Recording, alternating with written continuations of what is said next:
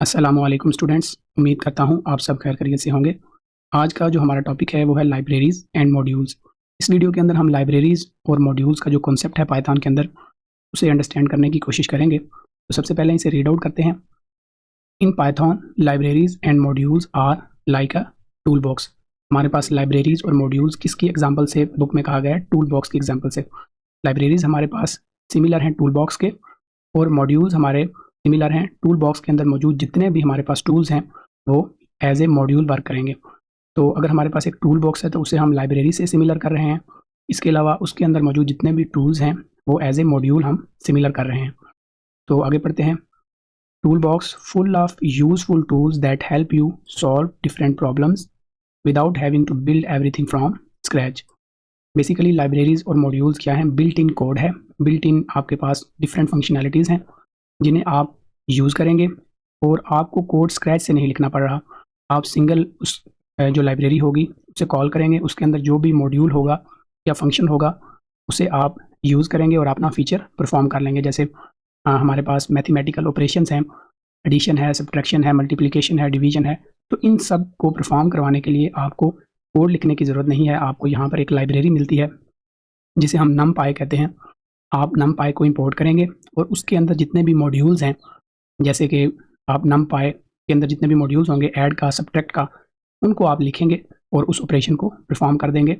बजाय इसके कि आप ऐड का कोड लिखें, एडिशन का कोड लिखें, सब्ट्रैक्शन का कोड लिखें, मल्टीप्लिकेशन का कोड लिखें। तो कोड को जो है रिड्यूस करना, कोड को शॉर्ट करना बेसिक पर्पज़ है लाइब्रेरीज़ और मॉड्यूल्स का।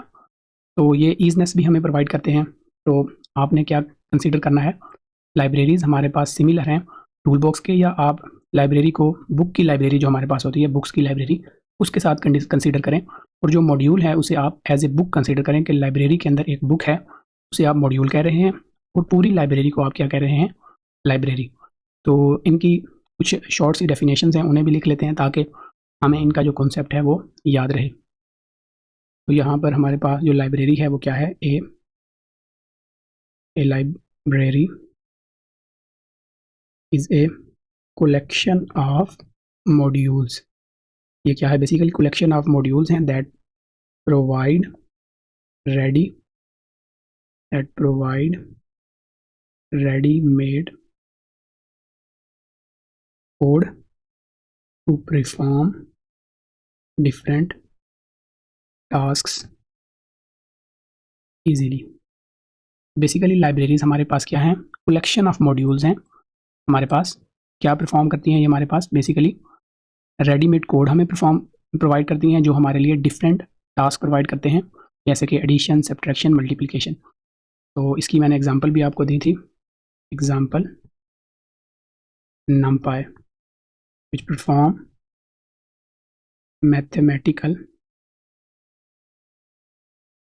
operations। तो हमारे पास ये numpy है एक लाइब्रेरी जिसके अंदर डिफरेंट मॉड्यूल्स भी हैं, फंक्शंस भी हैं जो क्या करते हैं? हमारे पास मैथमेटिकल ऑपरेशंस को प्रोवाइड करते हैं, मैथमेटिकल ऑपरेशंस को परफॉर्म करते हैं। इसी तरह हमारे पास जो है मॉड्यूल्स क्या हैं? मॉड्यूल्स को हम लिख लेते हैं यहाँ पर।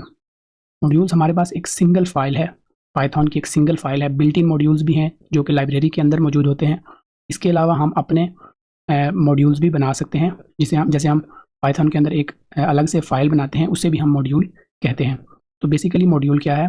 एक फंक्शनैलिटी है, एक फंक्शन के तौर पे आप इसे समझें जो कि डिफरेंट ऑपरेशंस को परफॉर्म करते हैं। ये लिख लेते हैं, a module is a single Python file that contains related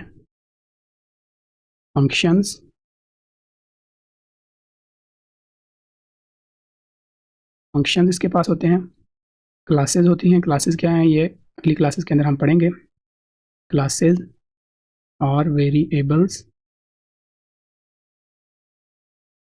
to perform specific task.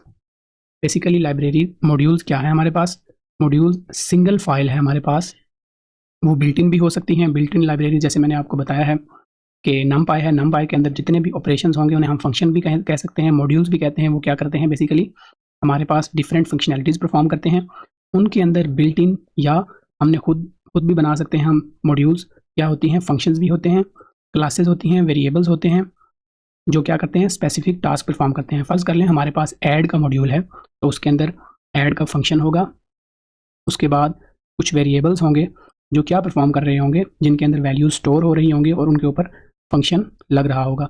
तो बेसिकली मॉड्यूल हम सिंगल फाइल, पाइथन की जो सिंगल फाइल है जिसके अंदर हम कोड लिखते हैं, उसे भी हम मॉड्यूल कहते हैं।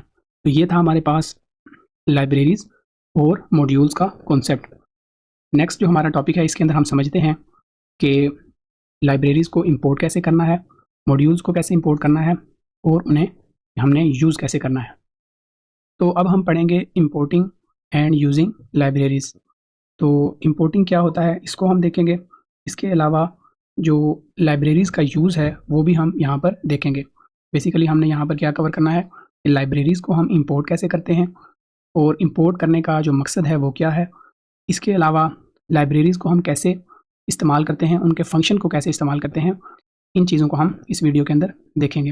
तो सबसे पहले समझ लेते हैं, यहाँ पर एक लाइब्रेरी दी गई है, रैंडम लाइब्रेरी। ये बेसिकली क्या वर्क करती है, इसे देख लेते हैं। तो बेसिकली जो रैंडम है ये एक मॉड्यूल है, ये लाइब्रेरी नहीं है। पाइथन के अंदर रैंडम या डेट टाइम ये सारे क्या हैं, हमारे पास मॉड्यूल्स हैं।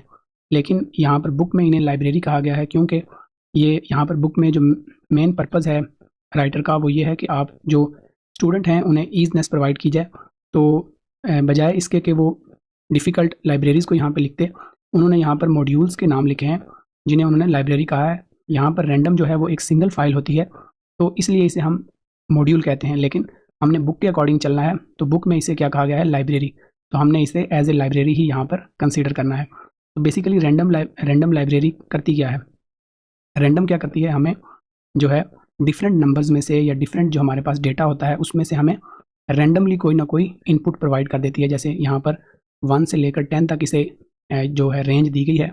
तो ये क्या करती है, 1 से 10 तक के दरमियान में, 1 और 10 भी उसमें इंक्लूड होगा, जो भी आंसर इन दोनों के दरमियान में से कोई भी रैंडम नंबर उठाकर वो हमें दे देगी। इसे परफॉर्म करते हैं और फिर देखते हैं कि ये एक्चुअल में वर्क कैसे करती है।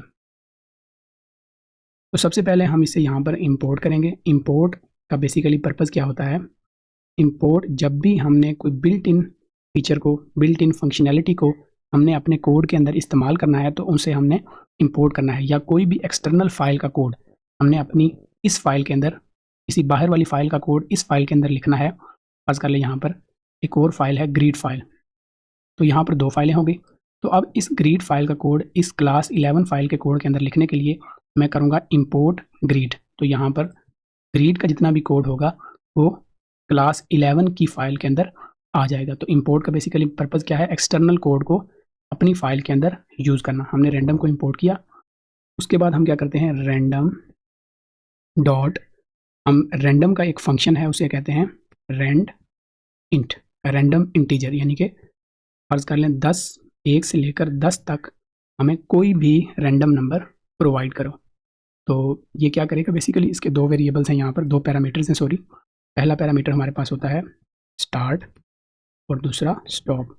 यहाँ पर हमने लिखा 1 और 10। तो 1 से 10 तक हमारे पास ये क्या करेगा, इनमें से हमें रैंडम नंबर प्रोवाइड करेगा। इसका रिजल्ट देखते हैं, रिजल्ट्स इज इक्वल टू ये। तो प्रिंट करते हैं random number between 1 and 10 is, इसको हम अलग से प्रिंट नहीं करेंगे, यहीं पे हम इसे प्रिंट कर देते हैं। अब इसको चलाते हैं और देखते हैं कि रिजल्ट क्या आता है।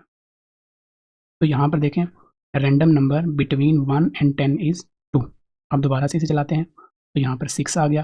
दोबारा से चलाते हैं, फिर 6 आ गया। दोबारा से इसे रन करते हैं, 3 आ गया। तो ये क्या कर रहा है, 1 और 10 में, 10 के दरमियान जितने भी नंबर हैं इंक्लूडिंग 1 एंड 10, हमें क्या कर रहा है, उनमें से रैंडम नंबर चूज़ करके दे रहा है। तो ये थी बेसिकली रैंडम लाइब्रेरी और उसका एक फंक्शन जो बुक के अंदर इस्तेमाल किया गया था, रैंडम डॉट रैंडम इंट। उसके बाद हम जो है हमारी दूसरी लाइब्रेरी जो है डेट टाइम, उसको हम देखते हैं वो क्या क्या फंक्शनैलिटीज़ परफॉर्म करा सकती है। तो यहाँ पर हमारे पास डेट टाइम है, हमें अगर करंट टाइम और डेट चाहिए होगी तो हम नाउ लिखेंगे, अगर हमें सिर्फ डेट चाहिए होगी तो टुडे लिखेंगे इसे परफॉर्म करके। पाइथन के ऊपर देखते हैं।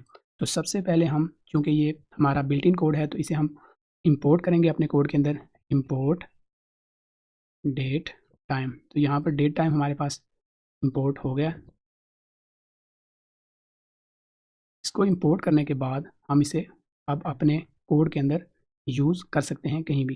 तो सबसे पहले हम लिखते हैं यहाँ पर नाउ। अभी टाइम क्या हुआ है हमारे पास, उसके लिए हम लिखेंगे डेट टाइम। डेट टाइम के अंदर एक और फंक्शन है जिसे कहते हैं डेट टाइम, और डेट टाइम के अंदर एक और फंक्शन है जिसे हम कहते हैं नाउ।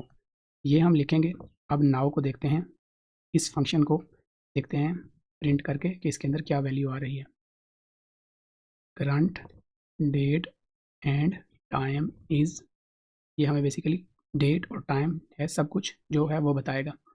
नाउ इसे चलाते हैं और देखते हैं कि क्या हमारे पास रिजल्ट आता है। यहाँ पर देखिएगा करंट डेट एंड टाइम जो हमारे सिस्टम में है वो क्या हुआ है इस वक्त 2025 10/5/11 11:54 हो गए हैं। यहाँ पर आप सिस्टम का टाइम आपको नज़र आ रहा होगा, ये हमें इसने सिस्टम का टाइम प्रोवाइड कर दिया है। अब अगेन से अब अगर आप चलाएंगे तो यहाँ पर आपको जो है मिली सेकेंड्स या आपको डिफरेंट नज़र आएंगे। ये हमें क्या करता है, current date and time provide करता है। इसके अलावा अगर हमें टुडे, आज डेट क्या हुई है, तो यहाँ पर सिर्फ हम लिख देंगे टुडे। तो यहाँ पर इसे कर देते हैं टुडे वेरिएबल को, और बेटर अंडरस्टैंडिंग यहाँ पर टुडे। अब हमें क्या मिलेगा, करंट डेट। इसे चलाते हैं तो यहाँ पर आपको करंट टाइम और जो है यहाँ पर अगर हमें डेट चाहिए तो ये टुडे पे भी वही रिज़ल्ट हमें देगा। अगर हमें सिर्फ डेट चाहिए तो उसके लिए हम डेट टाइम का एक अलग से फीचर इस्तेमाल करेंगे, फंक्शन सॉरी डेट, और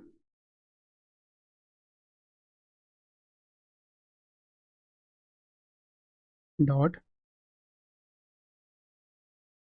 अब हमें सिर्फ क्या मिलेगी, डेट मिलेगी। तो यहाँ पर हमें सिर्फ क्या मिला, आज की जो डेट है सिस्टम की वो हमें यहाँ पर मिल गई। तो ये थे हमारे पास डेट टाइम फीचर। इसके अलावा हम लाइब्रेरी को देखते हैं कौन सी है। हमारे पास यहाँ पर स्टैटिस्टिक की लाइब्रेरी है जिसे इंपोर्ट किया गया है। वो बेसिकली इसके ऊपर मीन, मीडियन, मॉड और इस तरह की जितनी भी फंक्शनैलिटीज़ हैं ये स्टैटिस्टिक लाइब्रेरी हमारे पास परफॉर्म करेगी। इसको हम करके भी देखते हैं यहाँ पर। तो यहाँ पर क्या करेंगे हम, अब सबसे पहले यहाँ पर इंपोर्ट करेंगे स्टैटिस्टिक। इसे इंपोर्ट करने के बाद हम क्या करेंगे, यहाँ पर इसे यूज़ करेंगे। यूज़ करने के लिए हम सबसे पहले एक हमारे पास लिस्ट बना लेते हैं। फ़र्ज़ कर लें हमारे पास है मीन लिस्ट, तो इसको हम कह देते हैं यहाँ पर कुछ भी हम नंबर्स जो हैं, यहाँ पर कुछ नंबर्स हम लिख लेते हैं। इनका अब हमने मीन यानी कि हमने एवरेज निकालना है। तो एवरेज के लिए हम क्या करेंगे, यहाँ पर स्टैटिस्टिक डॉट मीन, इसका एक स्टैटिस्टिक का एक फंक्शन है जो क्या करता है, एवरेज के लिए यूज़ होता है, उसे हम कहते हैं मीन।